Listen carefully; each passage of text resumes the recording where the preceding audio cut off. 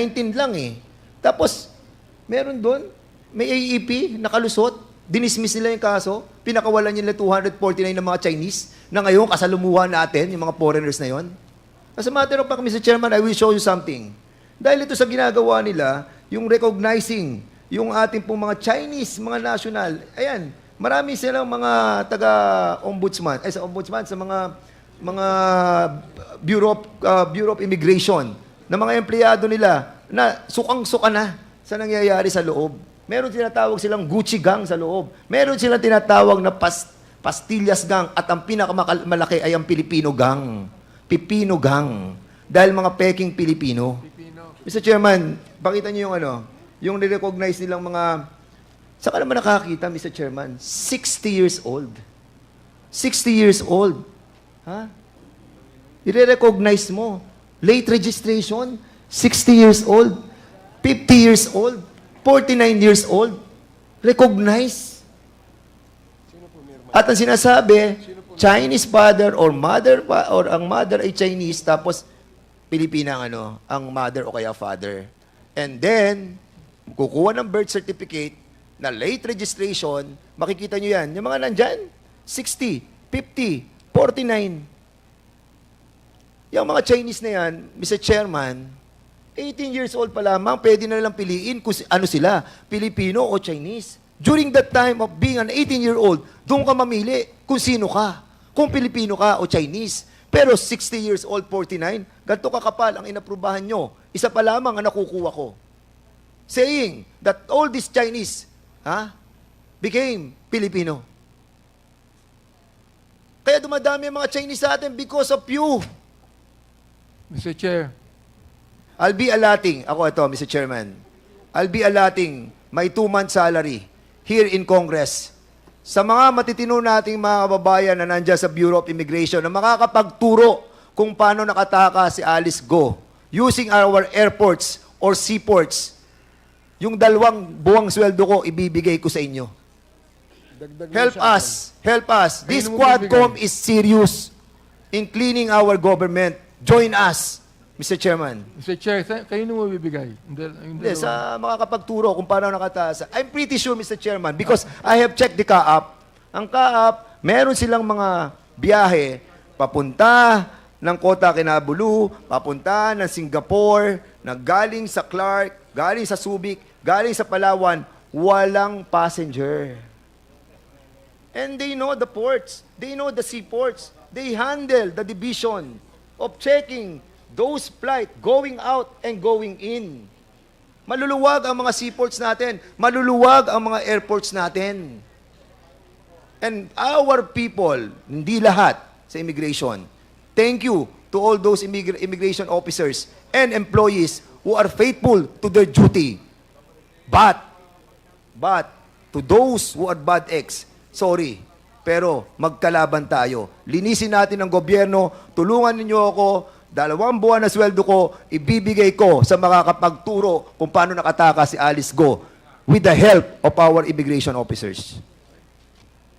Mr. Chairman, maraming salamat po.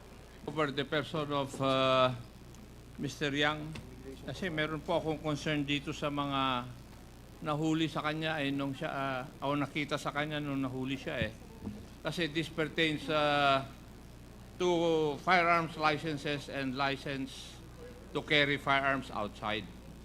Totoo ba na may mga licenses na nakuha sa kanya to possess firearms and to carry them outside? Yes, Your Honor. He had a LTOP and a permit to carry IDs when we arrested him. For how many firearms? Upon checking with the Firearms and Explosives Office, only for 1, Mr. Chair. Yung lisensya niya for 1 firearm? Yes, sir. No. I wasn't able to check the type, but the firearm registration is good for 1. We were able to validate that with FEO. There is only 1 name, 1 firearm to his name, Mr. Chair. Mr. Chair, since this is the last meeting of, or last hearing of the Quadcom for this season, siguro ito tatanungin ko na dun sa Philippine National Police after or in the next hearing whether it is during our break or after our break. The other issue that I would like to start, Mr. Chair, is that I think Commissioner Morentes here. I am, Your Honor. Yes, and during the pandemic, you were the Commissioner of the Bureau of Immigration. Tama po ba? That's correct, Your Honor. Yes, and there are reports that the Bureau of Immigration conducted raids on Pogos during that period. Would that be correct?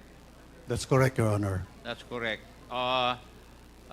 Mr. Chair, we would take that up in the next hearing. And may I be allowed to make a manifestation, Mr. Chair, kasi gabi na eh. Mr. Chair, may I be allowed? Magmamanifest lang ako.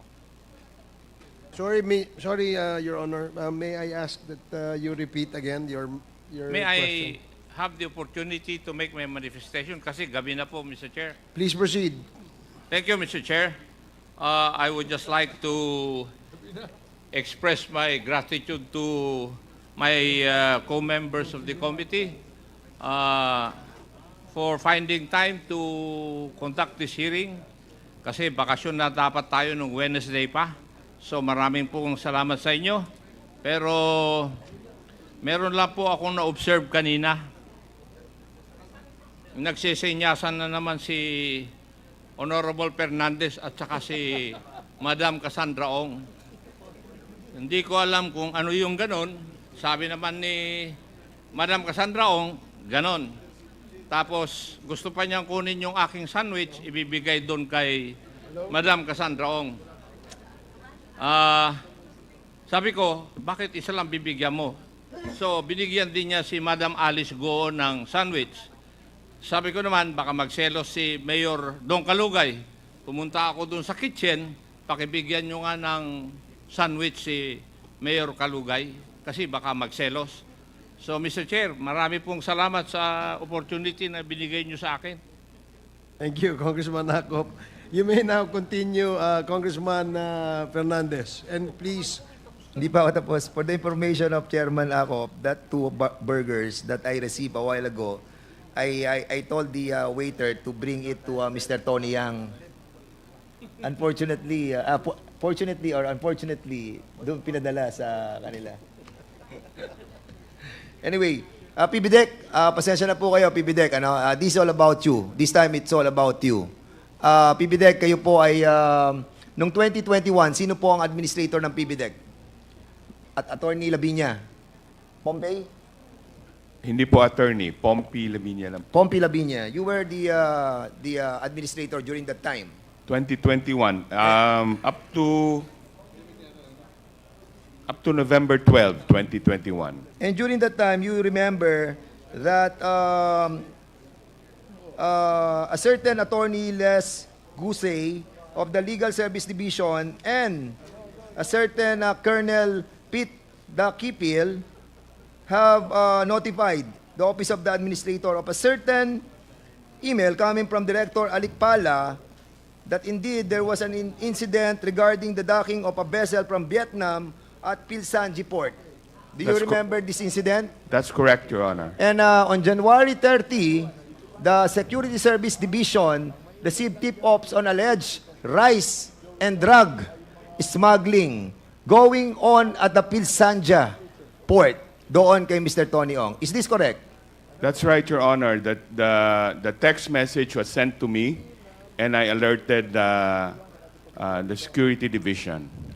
And a vessel from Vietnam dock at the Pilsanjia Port was subjected to heightened alert as there was a need for PhilBidec management to be on guard against a repeat of the Verde Soco incident, where PhilBidec employees and the former administrator were subjected to press and congressional inquiries. Is this correct?